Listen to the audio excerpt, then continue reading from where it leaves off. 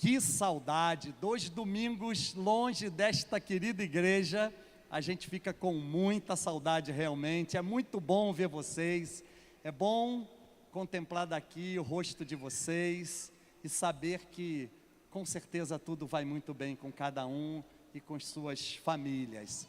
Gente, eu gostaria, diante de qualquer coisa, reconhecer e honrar aquelas pessoas que estão com a gente pela primeira vez, que nos honram aqui com a sua presença. Você pode levantar sua mão assim, você que está com a gente pela primeira vez, olha quanta gente! Glória a Deus! Bem-vindos! Vocês são especiais demais. Muito bom poder contar com a presença de vocês aqui nessa reunião de celebração. Olha, Deus de sexta-feira para cá colocou no meu coração um desejo muito forte da gente estar compartilhando por alguns domingos sobre a alegria. Esse é um tema fundamental para a igreja de Jesus, porque a mim me parece que às vezes a gente se abate com algum evento, algum episódio que acontece na nossa vida, às vezes uma circunstância até externa, né? Às vezes um depósito de uma esperança em algo, e aí a gente equivocadamente coloca aquela esperança em algo que nós não deveríamos colocar, e aí por algum descuido nosso, a gente não atenta para a recomendação da palavra que diz que a gente deve pôr a nossa confiança somente no Senhor nosso Deus, não é verdade? E aí a gente coloca a nossa confiança às vezes em certas coisas, e a gente quer controlar as coisas. A gente quer controlar não somente as coisas, mas a gente quer controlar as pessoas. E aí isso traz um problema muito grande para nós. Quando a gente não tem mais margem, quando a margem vence, e a gente sabe que com as nossas limitações a gente não consegue chegar lá, a gente se frustra.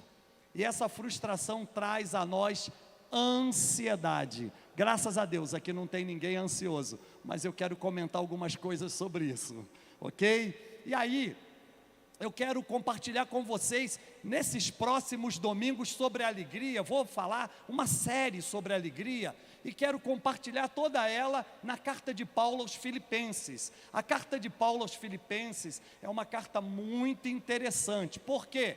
Primeiro, o apóstolo Paulo foi o plantador daquela igreja. Paulo, na sua segunda viagem missionária, esteve na cidade de Filipos, acompanhado de um grande também pregador, de um grande cooperador, de um discípulo dele. Por isso a igreja Adão pratica o discipulado 1 a 1. É claro, também a gente ama entrar na casa de alguém, a gente ama viver em célula. A gente aqui na igreja Adão, a gente tem várias células espalhadas por toda a cidade de Brasília. E aí o apóstolo Paulo, acompanhado de Silas, também conhecido como Silvano, chega em Filipos, na sua segunda viagem missionária, acompanhado também de outros irmãos. E Paulo encontra ali, isso está em Atos capítulo 16, Paulo encontra ali uma mulher, e ele estava numa região onde era um lugar escolhido para a oração. Todos nós devemos ter um lugarzinho nosso, um ambiente nosso, para um tempo de qualidade a sós com Deus. Todos nós precisamos desse tempo, criarmos esse ambiente, seja na nossa casa ou em outro lugar, e permitirmos que através desse ambiente venha uma atmosfera de adoração ao Senhor, de oração e de adoração. Paulo e os companheiros fizeram exatamente isso, foram para um lugar onde eles estariam orando. E olha só, o apóstolo Paulo, ele se depara com uma mulher que era uma comerciante, uma empresária, vendedora de púrpura. Púrpura era um tecido confeccionado no Oriente, e Filipos ficava exatamente Filipos era cortado, gente, por uma estrada chamada Via Inácia. E essa estrada era uma rota comercial que levava algumas coisas do Ocidente para o Oriente e traziam algumas coisas do Oriente para o Ocidente. E aí interessante, porque naquele lugar de oração havia ali uma empresária. O nome dela era Lídia. E ela era vendedora desses tecidos. E a Bíblia diz que o Senhor abriu o coração de Lídia para ouvir a palavra. Oh, coisa boa, é quando eu vejo vocês aqui num belo dia de domingo com o coração aberto para ouvir a palavra. E aí a Bíblia diz que Lídia creu no Senhor. E Lídia então foi perguntar para Paulo e os companheiros: olha, se eu achei graça diante do Senhor, olha que coisa linda, eu quero instar a vocês que venham comigo e com a minha família e façam uma reunião na minha casa, uma célula. E aí a Bíblia diz que o fogo pegou em Filipos e algumas pessoas ficaram com muita inveja. Queridos, o Evangelho, ele tem esse poder de gerar uma atmosfera transformadora de vidas. Daí quando você entra numa casa, toda aquela casa é transformada, toda aquela família é transformada, mas as pessoas ficaram com muito ciúme, pegaram Paulo e Silas e lançaram na prisão. E a Bíblia diz que, perto da meia-noite, Paulo e Silas oravam e cantavam hinos ao Senhor. De repente veio um grande terremoto e rachou o alicerce daquela prisão e a Bíblia diz o seguinte, que enquanto Paulo e Silas oravam e cantavam hinos ao Senhor, todos os demais presos estavam escutando. Deixa eu te dizer uma coisa, quando alguém se levanta para adorar, quando alguém se levanta para orar, as pessoas que estão em volta são de fato atingidas por essa atmosfera, aleluia. Isso foi real, isso aconteceu. Daí, os alicerces da prisão se racharam, o carcereiro que estava ali pegou a sua espada, porque ele disse: eu sou responsável por esses presos, a essa altura eles já fugiram, eu vou me matar. Paulo diz: não faça tal mal a você mesmo, eis que todos nós estamos aqui. Ali começou a igreja de Filipos. Paulo era apaixonado pelo plantio de igrejas.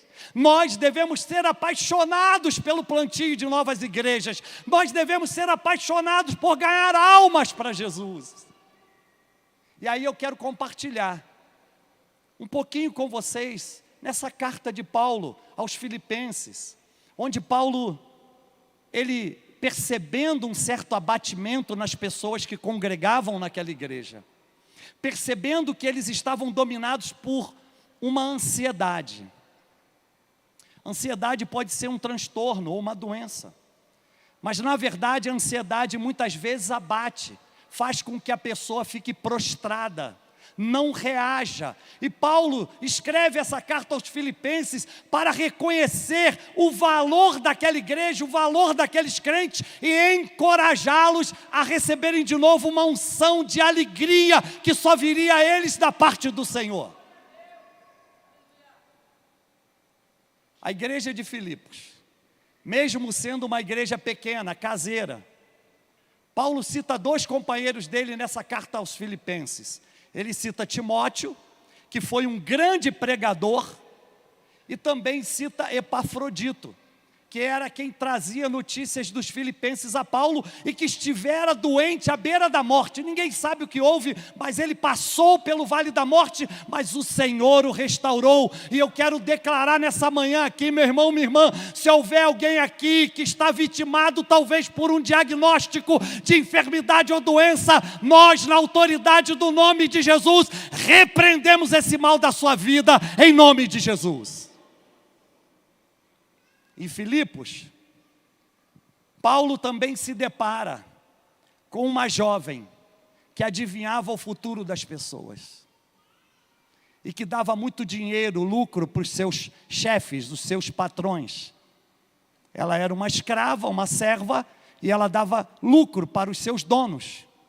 E Paulo, percebendo que aquilo era um espírito de engano, e olha só, aquele espírito que estava naquela jovem, dizia que aqueles homens ali eram homens de Deus. Queridos, até o espírito maligno reconhece quem tem uma unção do Espírito Santo sobre si. E aquela mulher, então, aquela jovem diz, olha, aqui estão homens cheios de Deus. Paulo, percebendo, a Bíblia diz que Paulo perturbou-se. Na verdade, ele se encheu de autoridade porque ele não concordava com aquilo. E Paulo, então, ordenou que aquele espírito imundo saísse daquela jovem. E aquele espírito imundo saiu. E aquela jovem ficou liberta para a glória de Jesus. Mas Paulo, então, escreve aos Filipenses essa carta que é conhecida como a carta da alegria. Uma carta na época de Paulo era muito interessante. Você pode perceber claramente em todas as cartas que Paulo escreveu. Ela era originalmente escrita através de uma saudação inicial, uma ação de graças, o desenvolvimento da carta, ou seja, todo o núcleo da carta era uma parênese. O que era uma parênese? Era uma forma de você consecutivamente exortar as pessoas que recebessem aquele escrito. Isso você vê no capítulo 2 e no capítulo 3 dessa carta. Quem estudou direito aqui, quando você estuda direito romano, você percebe isso, né? Que existem várias formas ou uma série de exortações morais. Ok? Exortações para você ter uma vida que seja coerente com aquilo que a lei diz que tem que ser. E Paulo escreve assim, não falando da lei de Roma, mas falando do princípio da palavra de Deus. Daí, ela tem uma saudação final e uma bênção.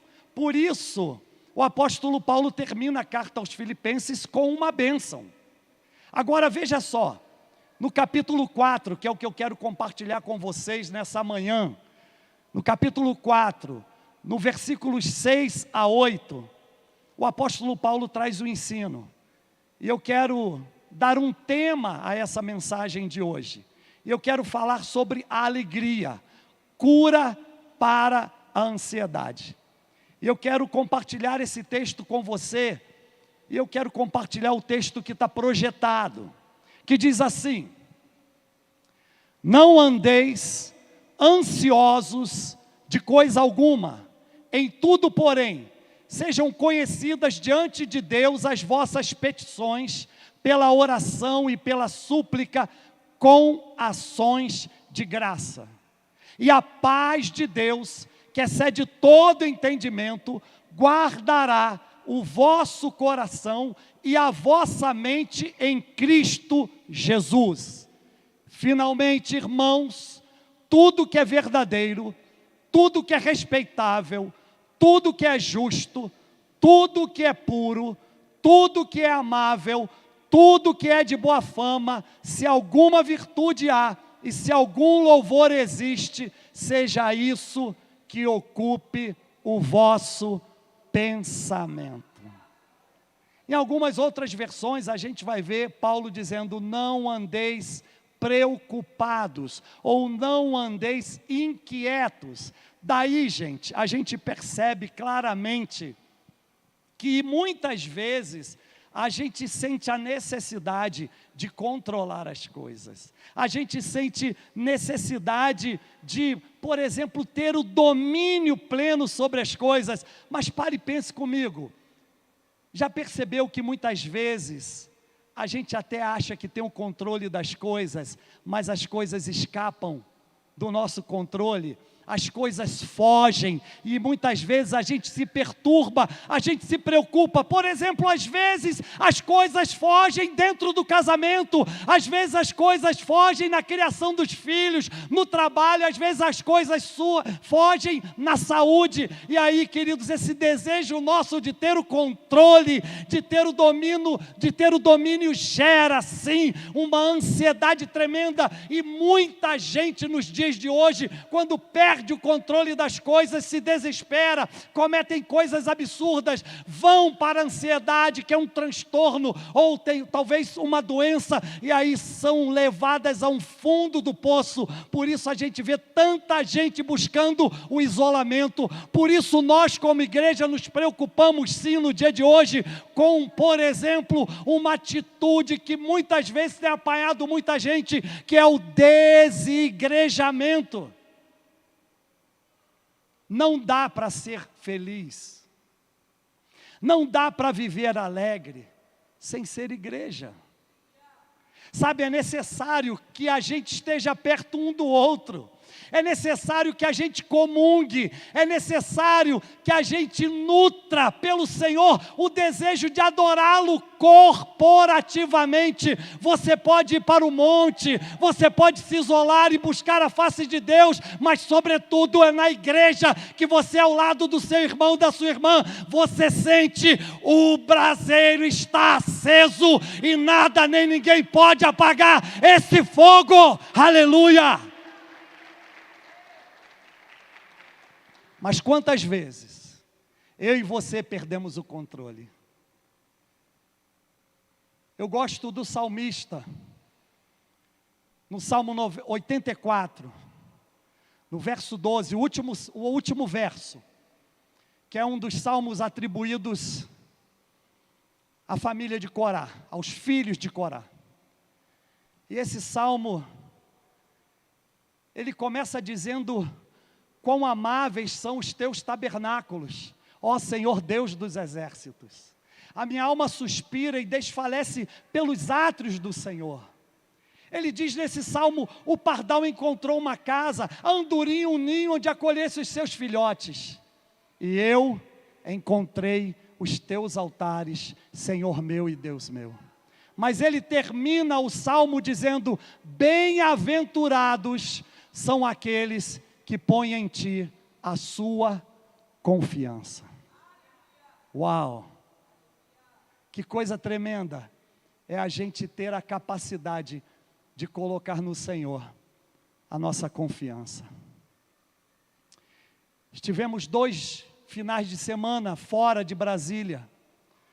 Primeiro foi para descanso. Segundo foi a trabalho com uma equipe de amigos, pastores, irmãos.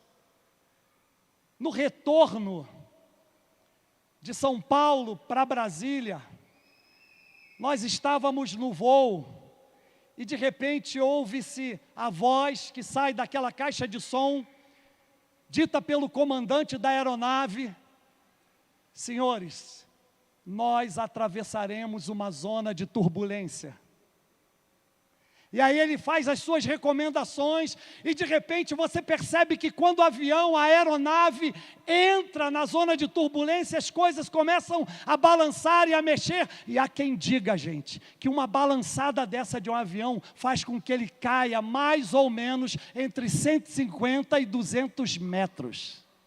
Dá para imaginar? Então nós estávamos voltando e o avião balançando. E eu dizia: Senhor, eu tenho tanto ainda para fazer na sua obra. Senhor, eu quero ganhar tanta gente para Jesus. Não só em Brasília, mas no Brasil, na África, onde nós estamos. Quero ganhar gente também em São Paulo. Deixa eu te dar uma notícia abençoadíssima. Nós estivemos com um grupo de irmãos em Alphaville, São Paulo. Fizemos uma reunião abençoadíssima, um culto de adoração ao Senhor. Olha, eu preguei a palavra com tanto entusiasmo, que eu pensei, realmente, como o pastor José Carlos disse, aqui está acontecendo um ato profético. Vai acontecer algo ali. Sabe, eu quero viver isso, eu quero experimentar isso. Hoje, nessa hora, o pastor Robson, pastora Márcia, o presbítero Márcio e a missionária Ananda estão em Luiz Eduardo Magalhães, na Bahia, na igreja Adã, adorando ao Senhor com os irmãos. Estive em Campinas 3 dias com o pastor Freire e a pastora Verglauber. Andamos na cidade, 6 milhões de habitantes. Sabe qual foi a palavra que o Senhor me deu para entregar ao pastor Freire? A mesma palavra de Atos 18, que ele deu ao apóstolo Paulo, quando Paulo tinha a missão de plantar a igreja de Corinto. Paulo estava passando por um motivo, um problema, um momento difícil, e o Senhor falou com Paulo através de uma visão, e disse o seguinte: fala e não te cales, porque eu tenho muito povo nesta cidade. Nós vamos ganhar Campinas para Jesus. Você pode dizer amém? Você pode dar um aplauso bem forte para Jesus?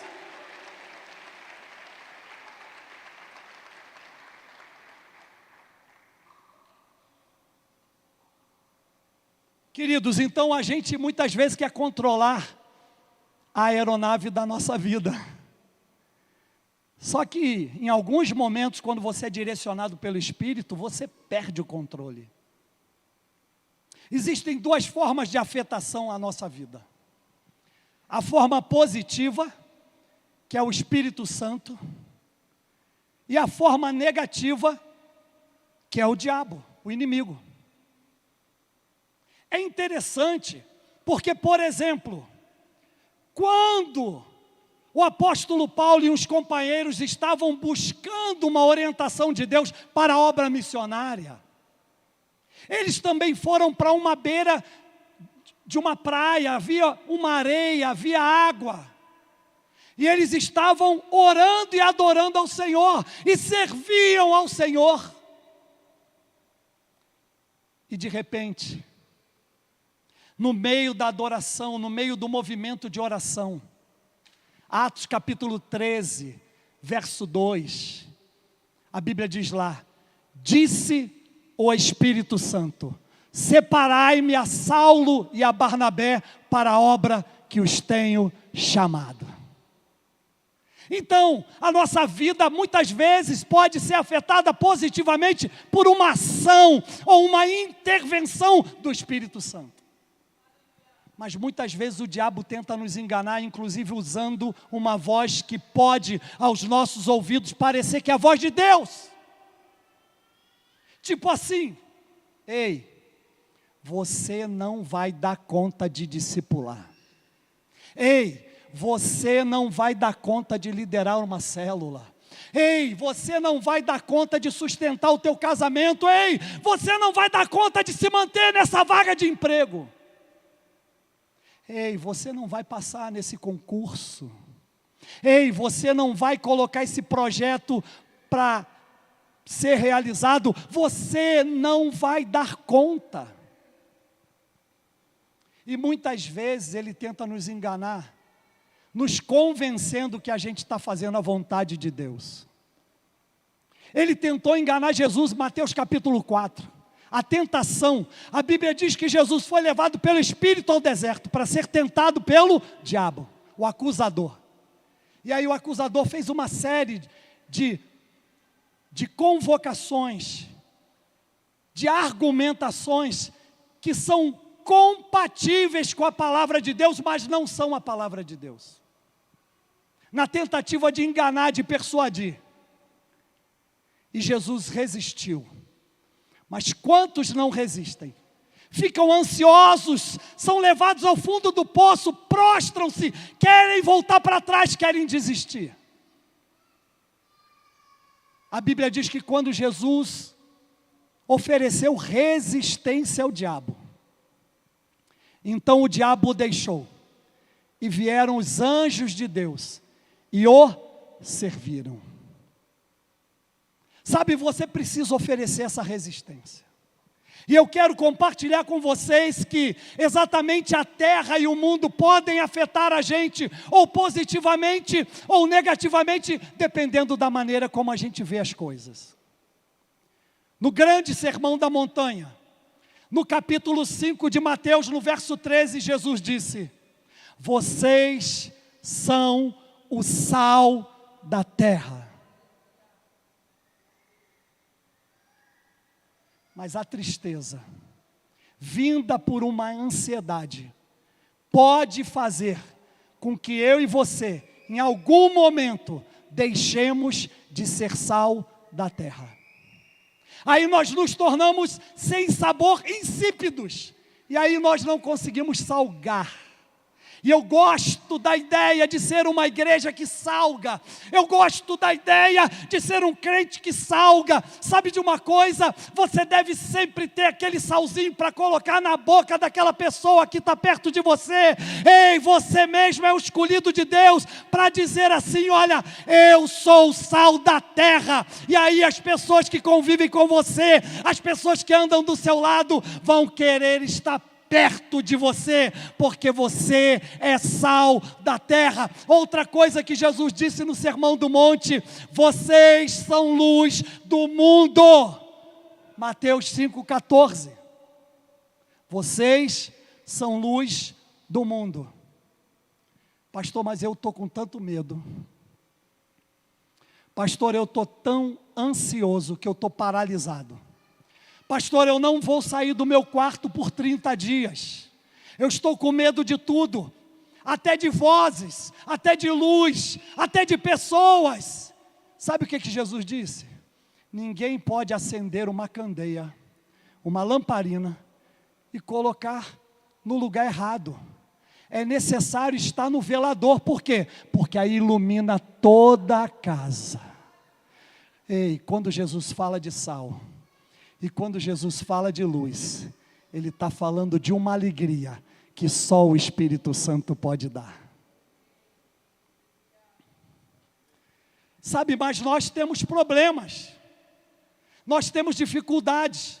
Como vencer os problemas, como vencer as dificuldades? Através da oração. Tiago 5,13, Jesus ensinou o seu meio-irmão sobre isso, sobre a oração, porque o maior modelo de oração foi Jesus. E Paulo, quando fala aos filipenses, ele fala como alguém que aprendeu a orar, porque Jesus foi o modelo dele. E Tiago então escreve, capítulo 5, verso 13, ele diz: está alguém doente ou aflito? Ore. 3 letrinhas, gente. O-R-E, ore. Está alguém alegre entre vocês? Cante louvores. Ei, deixa eu te dizer uma coisa: a oração alimenta o nosso coração de expectativa de que Deus vai fazer um milagre na hora certa. Aí você se alegra, aí você adora, aí você louva, e você sabe muito bem, a bênção chega para a glória de Deus. Aleluia.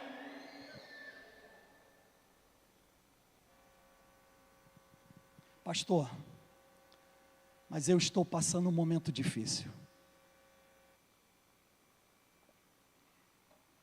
As coisas lá em casa não estão boas. Eu tenho passado por tentações nas mais variadas áreas da minha vida. Como vencer isso? Deixa eu te dizer uma coisa. Ele, o Eterno, não permite jamais que uma tentação ou uma provação chegue à nossa vida, além daquela que venhamos conseguir suportar. Primeira carta de Paulo aos Coríntios, capítulo 10, verso 13. Olha o que Paulo diz, gente. Não vos sobreveio tentação que não fosse humana, mas Deus é fiel e não permitirá que sejais tentados além das vossas forças. Pelo contrário, juntamente com a tentação vos proverá livramento, de sorte que a possais suportar. Sabe como a gente suporta? Quando a gente tem alguém por perto. Não adianta a gente querer desigrejar, não adianta a gente querer se isolar. É necessário estar junto, é necessário estar unido, é necessário ter comunhão, é necessário pertencer a essa família chamada igreja. Eu quero observar três coisas aqui com vocês. Primeiro, a graça de Deus é suficiente para suprir todas as nossas insuficiências. A graça de Deus é suficiente para suprir todas as nossas insuficiências. Vamos ver o que Paulo diz aos Gálatas, capítulo 6, verso 9. Olha o que diz Paulo. E não nos cansemos de fazer o bem, porque a seu tempo ceifaremos, se não desfalecermos. Deus, eu estou vivendo um período de escassez. Eu estou vivendo um período de insuficiência. A graça de Deus, ela é suficiente para suprir toda a nossa insuficiência, ou seja, nós não podemos nos abater, nós não podemos nos entristecer, nós não podemos desfalecer, a gente precisa avançar, você precisa continuar marchando firme, porque você, meu irmão, minha irmã, vocês são soldados do grande exército de Deus, que está marchando sobre a face de toda a terra, aleluia. Verso 10, pode projetar, gente. Gálatas 6:10, olha só. Paulo diz que se a gente quer fazer o bem, então, que a gente faça primeiro aos domésticos da fé. Uma das coisas mais lindas que pode acontecer na vida de igreja, é a gente ter alguém por perto. É alguém tendo uma necessidade e vendo que não só o Senhor tocou o coração de alguém, mas aquela própria pessoa foi movida, ela se incluiu na necessidade daquele irmão, daquela irmã, e veio suprir, fazendo bem. Por quê? Porque nós temos que entender que aquela pessoa é um doméstico da fé. Ele é da nossa própria família. Agora veja só. O coração ansioso, Provérbios capítulo 12, versículo 25, diz lá, o coração ansioso deprime o homem, mas a palavra bondosa ou alegra, ou encoraja, ou entusiasma, ou o anima. Então, queridos, antes de qualquer coisa, nós devemos levar ao coração dos irmãos uma palavra de ânimo, uma palavra de encorajamento, uma palavra de alegria, sabe? Então é necessário que a gente perceba que essa graça divina repousa sobre nós e ela é suficiente para suprir toda a nossa insuficiência. Segunda coisa que eu quero observar, é que o Deus vivo, Ele nos dá descanso por sua presença na nossa vida. Muitas vezes, oi minha netinha, tudo bem com você, Laurinha? Beijo, te amo. Então, gente, o que ocorre? Ocorre o seguinte, que a presença de Deus na nossa vida, ela traz o quê? Descanso. Já parou para pensar que muita gente não consegue dormir uma noite inteira porque está ansioso? Já parou para pensar que a ansiedade gera uma angústia, uma profunda dor? Muita gente sente uma dor que não sabe explicar por conta da ansiedade. Eu não durmo mais uma noite inteira, mas eu não ando ansioso. Não andeis ansiosos por coisa alguma, não é ansiedade. É porque eu aprendi que acordar de madrugada é bom. Eu aprendi que acordar de madrugada, a gente tem um canal mais livre, digamos assim, com Deus. Hoje, 4 da manhã, eu já estava na cozinha da casa, escutando lá o meu canário cantar, e ele me animando, para receber algo de Deus e ministrar hoje. E eu fiquei dominado por uma atmosfera de alegria. E eu disse, Senhor, hoje o diabo vai cair por terra, porque eu estou com ânimo, eu estou encorajado, eu estou entusiasmado, eu estou começando a ver coisas. E aí, sabe de uma coisa? Você não deve sequer acordar com as galinhas, você deve acordar as galinhas, e é isso que Deus quer. Deus nos chama para uma madrugada de oração, Deus nos chama para um movimento de oração. Ei, o apóstolo Paulo aprendeu com Jesus, Jesus orava na madrugada. E por que, meu irmão, minha irmã, que você dorme tanto?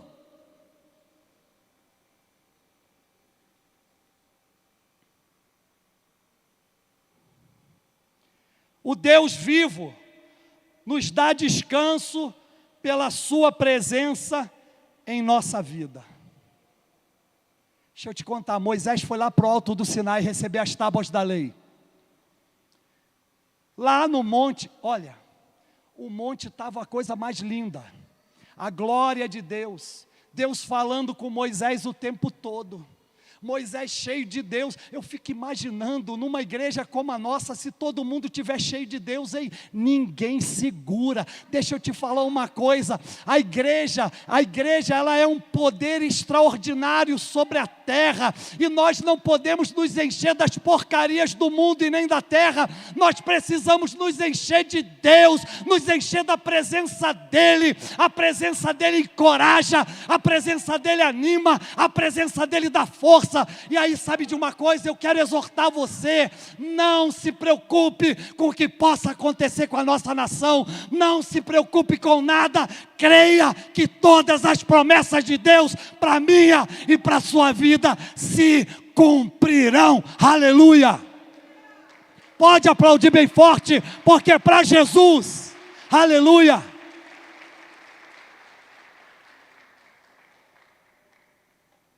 Escute, Moisés estava no monte, uma unção tremenda. Eu não sei se você já viveu isso. Eu, às vezes, quando vivo nessa unção, não quero nem sair daquele lugar. Mas só que não dá para viver a vida toda assim. Tem hora de subir o monte, mas tem hora de descer. Num dos períodos mais difíceis dessa igreja, pessoas se levantaram para orar. Recentemente um grupo de irmãos foi sim subir ao monte e ficou lá durante um período de tempo. Alguns eu estou vendo aqui diante dos meus olhos, e como isso foi sustentador para esta igreja. Mas não dá para ficar no monte. E deixa eu falar uma coisa, por que não fazer aqui? Por que não fazer desse lugar um monte de oração? Há uns 8 anos atrás, um amigo meu me liga de Nova York. Márcio, está podendo falar? Estou. Está onde? Estou em Nova York. Mas você está fazendo o que aí? Eu estou num culto, segunda-feira, 9h30 da noite, na igreja do Jim Simbala. Márcio, deixa eu te dizer uma coisa, tem 4.000 pessoas aqui nesse lugar, orando a Deus.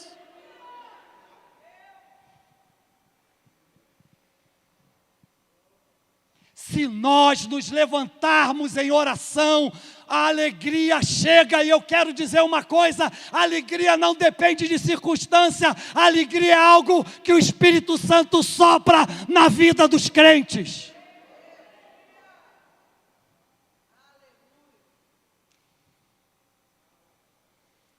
Moisés estava lá, e Deus cochicha no ouvido dele: ei, meu servo, sabe o que teus irmãos, aquele povo que está contigo, fez lá embaixo, naquele deserto? Mas o que eles fizeram, Senhor? Desce lá e vê. Eu estou arrependido. Eu vou acabar com todos eles. Eles fizeram objeto de idolatria. Eles fizeram bezerro de ouro. Própria família de Moisés, Arão, Miriam. Deixa eu te dizer uma coisa, o Deus vivo nos dá descanso pela sua presença em nossa vida. Eu não estou falando de um Deus falso. Deus falso é o Deus do mundo. Tem olhos, mas não vê, ouvidos, mas não ouve, boca, mas não fala, pés, mas não caminha, e mãos, mas não apalpam. Mas o Deus da palavra é vivo e fala com todos os seus filhos e filhas. Moisés então desce, mas Moisés intercede pelo povo. Senhor, não faz isso com eles não. Poupa eles. Dá uma chance. E Moisés então vem e recebe uma ordem de Deus. Então, levanta e sobe com esse povo daqui. Ou seja, vai, continua o caminho para a terra prometida. E Moisés diz: Senhor, Êxodo 33, 14. Senhor, se tu... 13, põe o 13, por favor. Olha aqui, gente. Agora, pois, Moisés falando com Deus, conversando com Deus. Agora, pois, se achei graça aos teus olhos, rogo-te que me faças saber neste momento o teu caminho, para que eu te conheça e ache graça aos teus olhos e considera que esta nação é o teu povo. Moisés ora, intercede por todo o povo. Aí então Deus responde à oração de Moisés. Respondeu-lhe: irá a minha presença contigo para te fazer descansar. Ah, meu irmão, minha irmã, Deus está falando isso com você. Deus está falando, o Deus vivo que sou eu na sua vida, trago descanso agora. Sabe, você que está ansioso, você que está tenso, você que está preocupado, sabe Deus com que Ele manda te dizer agora, pode descansar, o problema não é mais teu, o problema é meu, sou eu que vou resolver, embora que você não acredite, eu sou Deus e não vou mudar, aleluia. Terceira observação minha.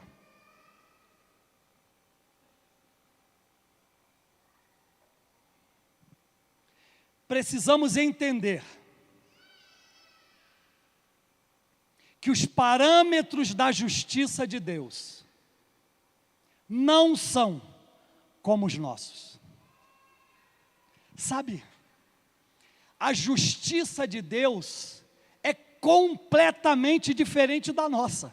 E o grande problema que gera ansiedade em muita gente é que nós muitas vezes queremos fazer justiças nossas propriamente.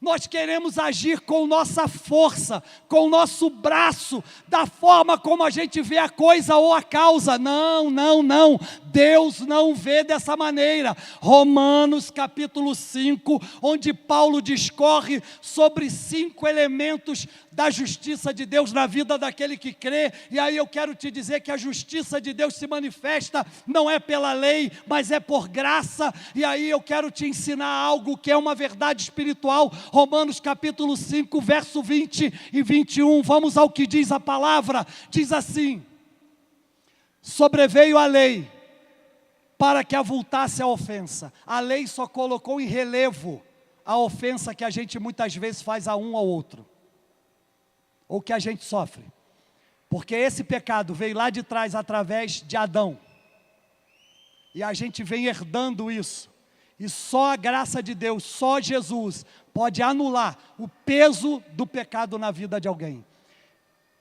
Mas onde abundou o pecado, peraí gente, vamos lá, onde abundou o pecado, mais forte, onde abundou o pecado, a graça. Verso 21, a fim de que, ou seja, com objetivo, com propósito, com destino, como o pecado reinou pela morte, assim também reinasse a graça pela justiça para a vida eterna, mediante Jesus Cristo, nosso Senhor. Deixa eu te dar uma compreensão aqui mais clara, prática disso.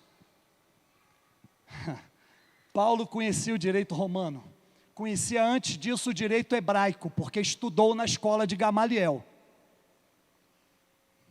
e de Hilel também, que era aparentado dele. Olha só, sabe o que a graça fez com a gente? E a graça, ela quer trazer um tempo novo, um tempo de alegria. Você crê nisso? Diga amém. Sabe por que a gente tem uma escola na África que chama Escola Primária Tempo de Alegria? Por causa da graça. Porque um dia Deus me revelou que eu tinha que ir lá e buscar a minha identidade original. Mas eu disse, Senhor, fala comigo na tua palavra. E Deus me deu o segundo discurso de Pedro. Logo depois do discurso de Pentecoste, Pedro pregou para uma multidão. Atos capítulo 3, versículo 19 e 20. Diz assim, Pedro pregando, fazendo o seu apelo: arrependei-vos e convertei-vos, para que sejam cancelados os vossos pecados, e venham sobre vocês tempos de alegria, pela presença do Senhor. Em algumas outras versões, tempos de refrigério. E que Ele envie o Cristo, que antes já vos foi pregado, Jesus. Agora, enquanto a gente vive no pecado, abunda a morte. Quando vem a graça, o que acontece? A graça, ela superabunda. A graça é superabundante. A graça é restauradora. A graça é levantadora. A graça é restituidora. A graça traz promessas.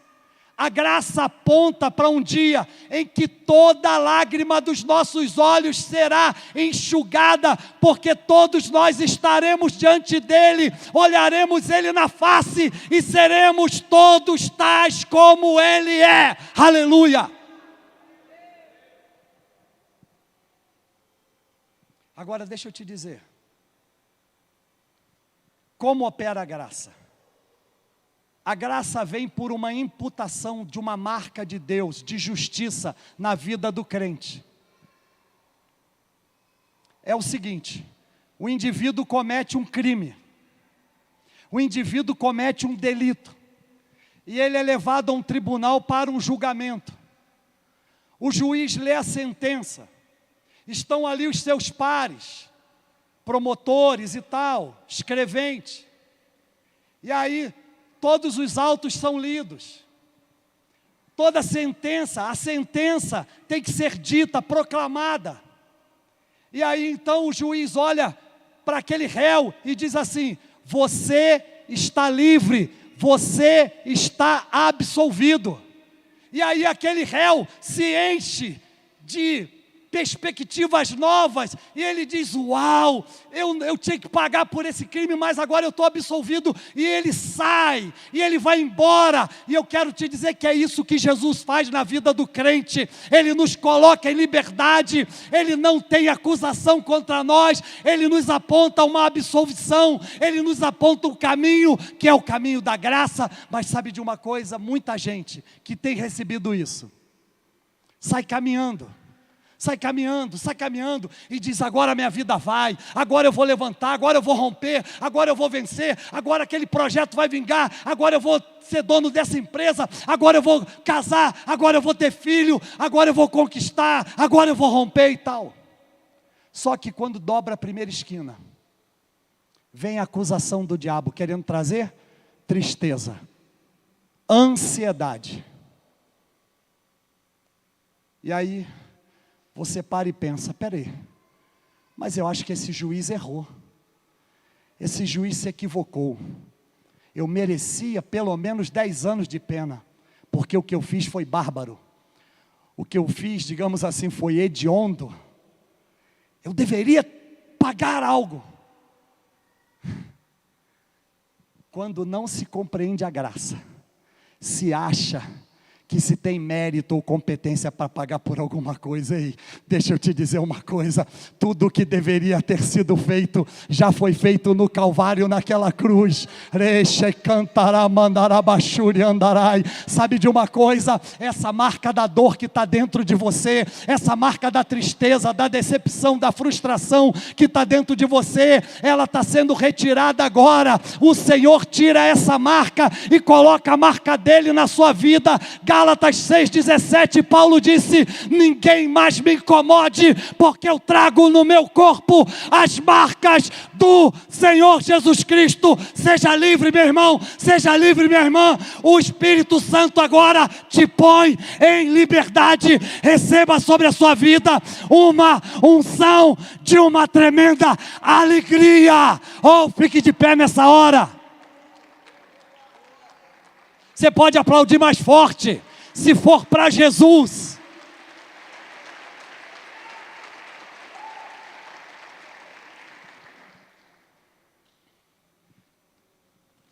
Sabe, a graça invadiu essa igreja. A graça invadiu com uma atmosfera de alegria. Sabe, eu estou desde sexta-feira dizendo: Deus, enche a tua igreja de alegria, enche meus irmãos de alegria. Sabe, que a gente viva uma celebração verdadeira, sincera, que a gente viva essa atmosfera da adoração, onde a gente se entrega, onde a gente permite que Deus venha marcar a nossa vida. Sabe de uma coisa, você não nasceu para derrota, você não nasceu para problemas, você não nasceu para morte, Ele te dá vida, Ele te dá vida, Ele te dá vida, Ele te dá vida. Então, meu irmão, minha irmã, você não vai sair daqui da mesma maneira que entrou. Creia, hoje é um dia de cura para você. Hoje é um dia de cura. Agora eu quero terminar fazendo um apelo a você.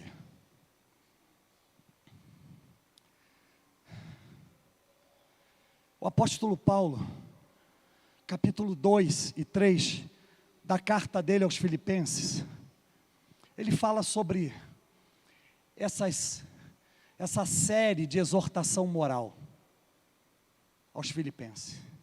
Mas há algo que ele diz que me chama a atenção. No capítulo 3, se eu não estiver enganado, a partir do verso 6, Paulo diz assim: olha, aquilo que eu reputava na minha vida como lucro, eu tive por perda. E tudo aquilo que eu achava que era algo bom na minha vida, eu considerei como esterco,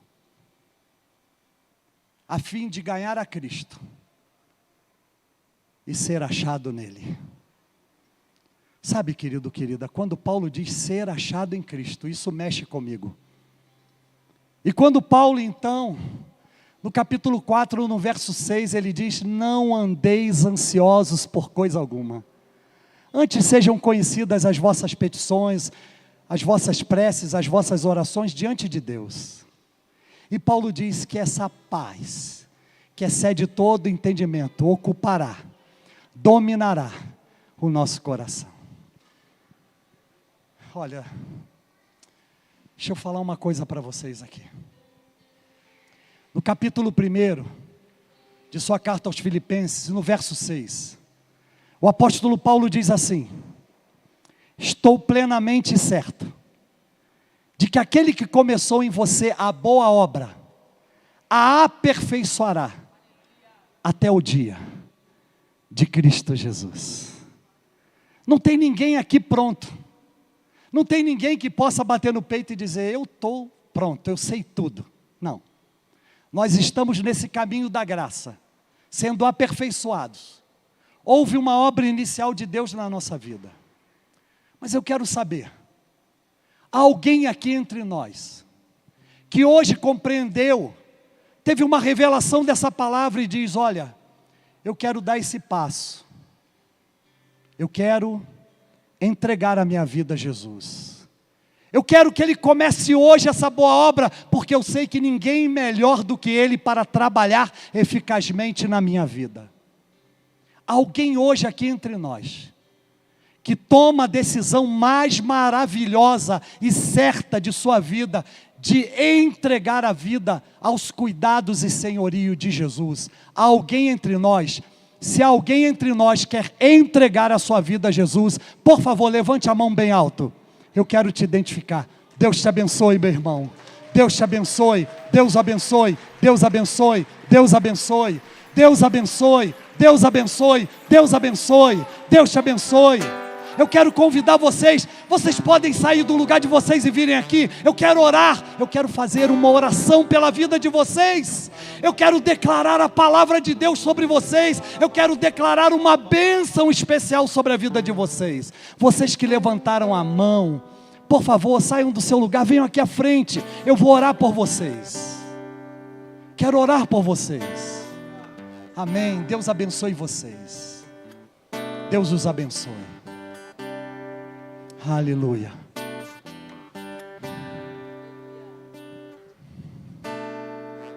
Deus abençoe vocês. Deus abençoe. Eu quero convidar os pastores a estarem aqui ao lado dos homens, as pastoras ao lado das mulheres. Aleluia.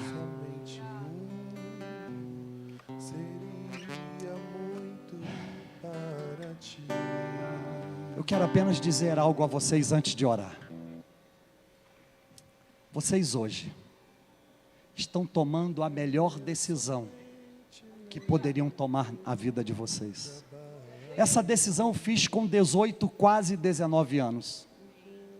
Eu não sabia o que seria de mim, mas eu acreditei, eu entreguei, eu confiei.